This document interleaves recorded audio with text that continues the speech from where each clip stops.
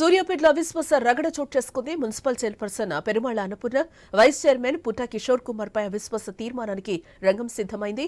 అన్నపూర్ణపై అవిశ్వాస తీర్మానం పెట్టడంపై దళిత సంఘాలు ఆగ్రహం వ్యక్తం చేశారు. అవిశ్వాస తీర్మాన నిర్ణయాన్ని వెనక్కి తీసుకోవాలంటూ కూడా కొద్ది రోజులుగా దళిత సంఘాలు ఆందోళన చేస్తున్నాయి. నేడు మున్సిపల్ చైర్మన్, వైస్ చైర్మన్ అవిశ్వాస తీర్మానానికి కౌన్సిలర్లు సిద్దమయ్యారు. దీంతో పోలీసులు ఆందోళనకారులను ముందస్తు అరెస్టులు చేస్తున్నారు. ఈ నేపథ్యంలో సూర్యాపేటలో 144 సెక్షన్ అమల్లో ఉన్నట్లుగా తెలుస్తోంది. ఇక ఇదే అంశానికి సంబంధించిన మరింత సమాచారం మా ప్రతినిధి కిరణ్ ఫోన్ లైన్ ద్వారా అందిస్తారు. కిరణ్, దానికి కాంగ్రెస్ పార్టీ అధికారులకు వచ్చిన తర్వాత రాష్ట్ర వ్యాప్తంగా మున్సిపాలిటీ బీఆర్ఎస్ పార్టీ సంబంధించిన మున్సిపల్ చైర్మన్, అదేవిధంగా వైస్ చైర్మన్లను కూడా వారికి సంబంధించిన పీఠాల మొత్తం కూడా కదిలిస్తున్నటువంటి సిచ్యువేషన్ కనబడతా ఉంది. ఆ నేపథ్యంలోనే సూర్యాపేట మున్సిపల్ చైర్మన్ పీఠం పై కూడా ఇటు కాంగ్రెస్ నేతలు కన్నేశారు. ఆ నేపథ్యంలోనే municipal chairman Perumala Annapurna, vice chairman Putta Kishore పై కూడా అవిశ్వాస తీర్మానానికైతే సిద్ధమయ్యారు. మరోవైపు బీఆర్ఎస్ పార్టీకి సంబంధించిన మున్సిపల్ చైర్పర్సన్ పెరుమాళ అన్నపూర్ణ, ఆమె ఎస్సీ సామాజిక వర్గానికి సంబంధించిన నేత కావడంతో అక్కడ దళిత సంఘాలు అయితే ఆందోళన వ్యక్తం చేస్తా ఉన్నాయి. ఎందుకంటే ఎస్సీ అంటే జనరల్ స్థానాలు అయినప్పటికీ కూడా ఒక ఎస్సీ సామాజిక వర్గానికి సంబంధించిన మహిళను చైర్మన్ గా అప్పటి మంత్రి జగదీశ్వర్ రెడ్డి నియమించడం జరిగింది. ఈ నేపథ్యంలోనే దళిత సంఘాలు మాత్రం అవిశ్వాస తీర్మానానికి సంబంధించి కూడా ఆ నిర్ణయాన్ని కూడా వెనక్కి తీసుకోవాలంటూ కూడా గత వారం రోజులుగా కూడా దళిత సంఘాల నేతలు కూడా ఆందోళన వ్యక్తం చేస్తా ఉన్నారు. అయినప్పటికీ దళిత సంఘాల నేతల ఆందోళనను పట్టించుకునేటువంటి కాంగ్రెస్ నేతలు ఈ రోజు చైర్మన్, అదేవిధంగా వైస్ చైర్మన్ పై కూడా అవిశ్వాస తీర్మానాన్ని కూడా సిద్ధమయ్యారు. కొంతమంది ఈ ఇష్యూ వెనక కొంతమంది అంటే అధికార పార్టీకి సంబంధించిన ఎమ్మెల్యేలు తెర వెనక చక్రం తిప్పారని కూడా తెలుస్తోంది. బీఆర్ఎస్, బీజేపీకి సంబంధించిన కౌన్సిలర్లను ప్రలోభాలకు గురి చేశారని కూడా కొంతమంది బీఆర్ఎస్ పార్టీకి సంబంధించిన నేతలు అయితే ఆరోపణలు చేస్తా ఉన్నారు. మొత్తానికైతే కాంగ్రెస్ పార్టీకి సంబంధించిన నేతలు ఇక్కడ బీఆర్ఎస్ పార్టీకి సంబంధించిన ఒక ఎస్సీ సమాజానికి సంబంధించిన నేత పీఠం కదిలిస్తున్నంత కూడా దళిత సంఘాలైతే నేతలైతే ఆందోళన వ్యక్తం చేస్తున్నాయి. అయితే మరోవైపు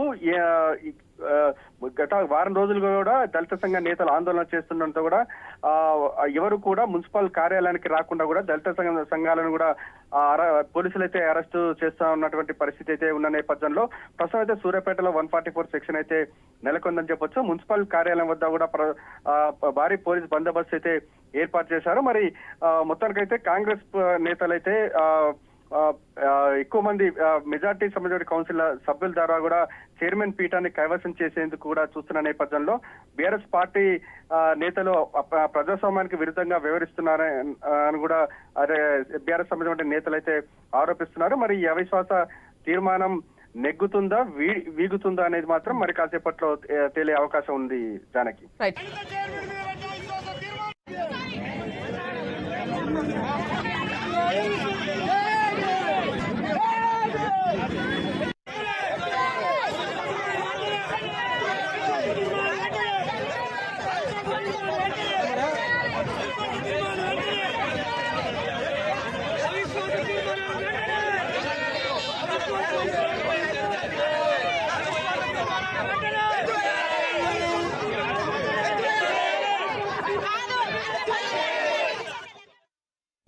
హెచ్ఎంటీఏలో కలకలం రేపిన మాజీ డైరెక్టర్ శివబాలకృష్ణ కేసులో తవ్వే కొద్దీ గుట్టలుగా అక్రమాస్తులు బయటపడుతున్నాయి.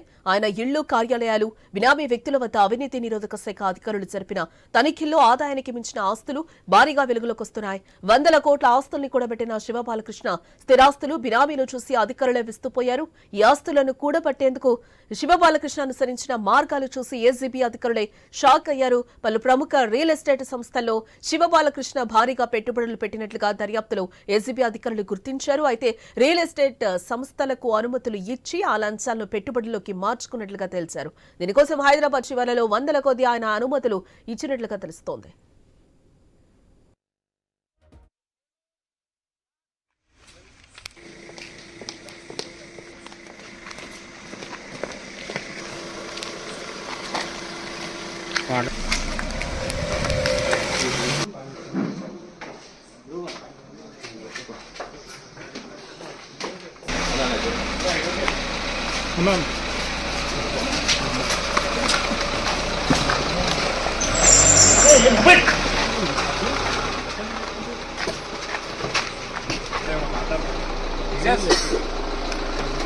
Sir please.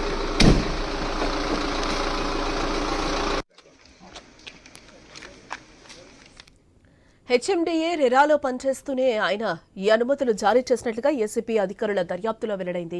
శివబాలకృష్ణను అదుపులోకి తీసుకున్న ఏసీపీ అధికారులు బంజారాహిల్స్ స్టేషన్లో విచారణ జరిపారు. రంగారెడ్డి, మేడ్చల్, మెదక్, భువనగిరి, సంగారెడ్డి సహా మొత్తం 7 జిల్లాల్లోని భూములకు సంబంధించిన అనుమతుల అక్రమాలకు పాల్పడినట్లు ఆయనపై ఆరోపణలొచ్చాయి. హెచ్ఎండిఏ పరిధి జోన్లలోని నిబంధనల ఆధారంగా వందల దరఖాస్తులకు శివబాలకృష్ణ అనుమతులు ఇచ్చేందుకు భారీగా లంచాలు తీసుకున్నట్లు తెలుస్తోంది. ఒక్కో అంతస్తుకు 4 లక్షల వరకు లేఅవుట్లలో ఒక్కో ఎకరాకు లక్షల్లో వసూలు చేసినట్లు ఆరోపణలు ఉన్నాయి. నెలకు 70 నుంచి 80 దస్తరాలకు అనుమతులు మంజూరు చేస్తూ కోట్ల కొద్ది ఆస్తుల్ని పోగేస్తారని అధికారుల విచారణలో తేలింది.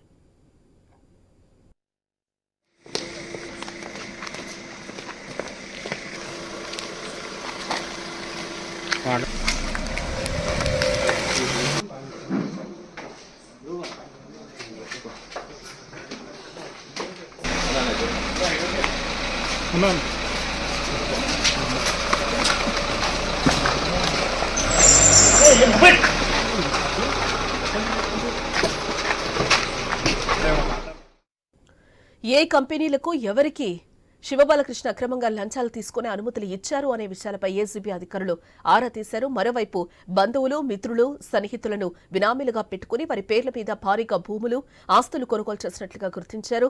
కొడకండ్లలో 17 ఎకరాలు, కల్వకుర్తిలో 26 ఎకరాలు, యాదాద్రిలో 23 ఎకరాలు, జనగామలో 24 ఎకరాలకు సంబంధించి భూమి పత్రాలను ఏసీబీ అధికారులు స్వాధీనం చేసుకున్నారు. మొత్తం 90 ఎకరాల భూములకు సంబంధించిన పత్రాలను అధికారులు పరిశీలించారు.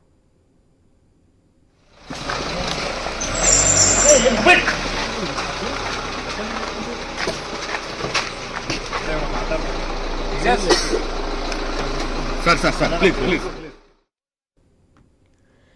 కీలకమైన డాక్యుమెంట్లను స్వాధీనం చేసుకున్న అధికారులు వాటి విలువ తేల్చే పనిలో పడ్డారు. ఇప్పటిదాకా బయటపడిన ఆస్తులు, పత్రాల ఆధారంగా శివబాలకృష్ణ కూడబెట్టిన ఆస్తులు మార్కెట్ విలువ ప్రకారం 500 కోట్లకు పైనే ఉండొచ్చని అంచనా వేస్తున్నారు. బుధవారం జరిగిన సోదాల్లో ఒక్క నానక్రామ్గూడలోని శివబాలకృష్ణ ఇంట్లోనే 84 లక్షల నగదును స్వాధీనం చేసుకున్నారు. ఇక హైదరాబాద్ లో ఖరీదైన విల్లాలు, ప్లాట్లు, నగర శివారు ప్రాంతాల్లో ఎకరాల కొద్దీ భూములు శివబాలకృష్ణ కూడబెట్టినట్లుగా గుర్తించారు.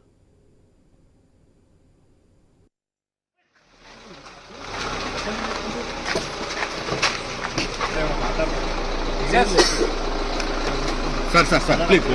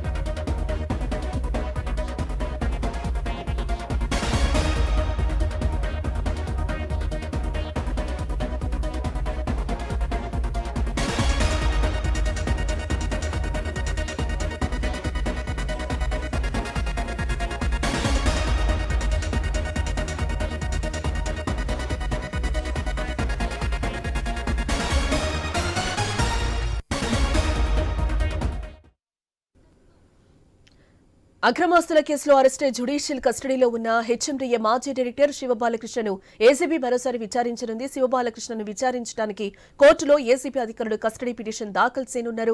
ఆదాయానికి మించి ఆస్తుల కేసులో ఆయన ఇళ్లలో ఏసీబీ అధికారులు సోదాలు నిర్వహించారు.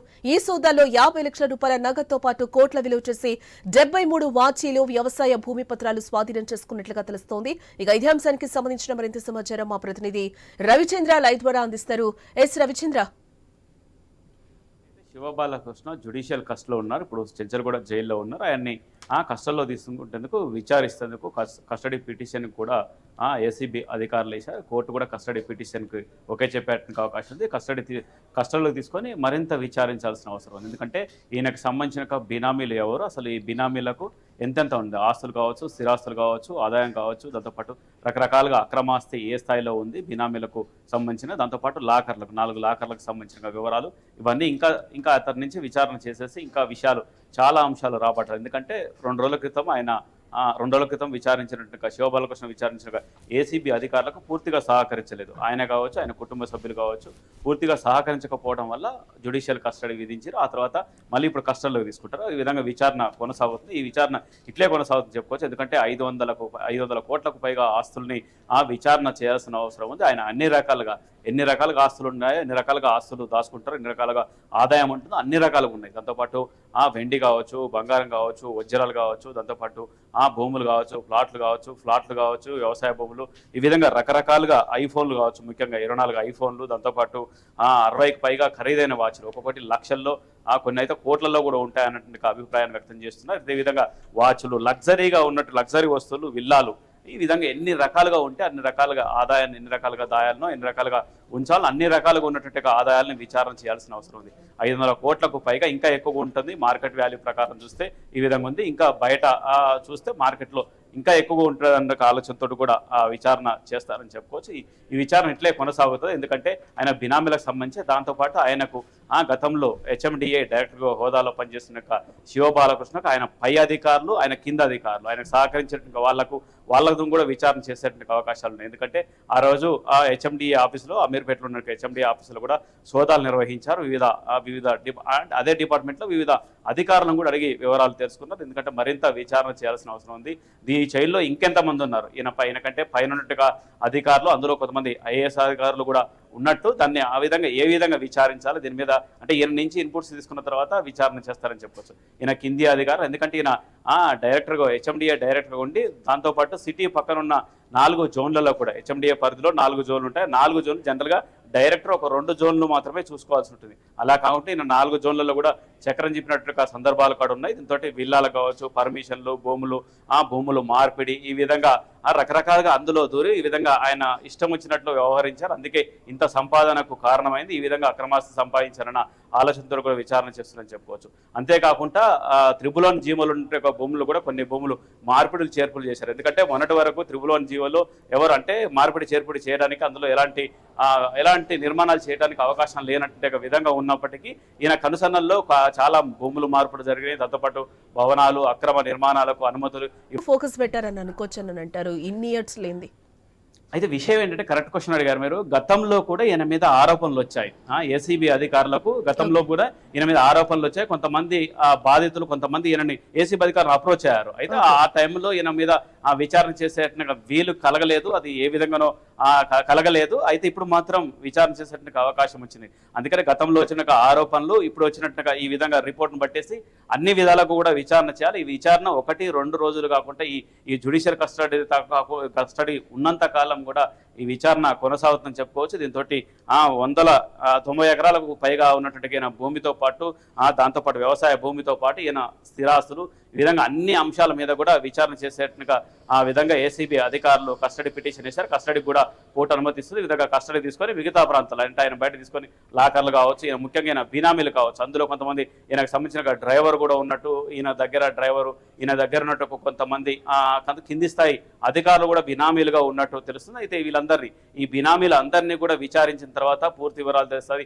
ఈ ఆస్తి ఇప్పటి వరకు అంచనా వేసినట్టుగా ఆస్తికి మరింత వెళ్తుందా, మరింత ఇంకా అక్రమ ఆస్తులు కావచ్చు, మరింత అదనపు ఆస్తులు కావచ్చు, ఏమైనా ఉంటాయన్నట్టుగా కోణంలో కూడా ఏసీబీ అధికారులు విచారణ చేస్తారని చెప్పొచ్చు. ముఖ్యంగా ఇలా కుటుంబ సభ్యుల్ని విచారిస్తే సరిపోతుంది అనుకున్నారు. అయితే కుటుంబ సభ్యుల నుంచి పూర్తిగా సహకరించట్లేదు. వాళ్ళు కూడా ఆస్తి మాది కాదు, కొంతమంది కావాలని చేశారు, అది మాది కాదు అన్నట్టుగా విధంగా చెప్పారు. ఏసీబీ అధికారులు కూడా కొంతమందికి నవ్వు వచ్చే విధంగా వాళ్ళు సమాధానాలు చెప్తున్నారు. కుటుంబ సభ్యులన్న అభిప్రాయాన్ని కూడా ఏసీబీ అధికారులు చెప్తున్నారని చెప్పదు. ఎందుకంటే వాళ్ళ ఇంట్లో ఉంటుంది, వాళ్ళ దసరాలో ఉంటుంది, వాళ్ళ పేర్లమే ఉంటుంది. ఈ ఆస్తి మాది కాదంటే ఎవరిది మరి అన్న కోణంలో కూడా చేస్తున్నారని చెప్పుకోవచ్చు. ఇటు కుటుంబ సభ్యులు సహకరించకపోవడం వల్లనే ఈ విచారణ మరింత కాలం కొనసాగడానికి అవకాశం ఉంది.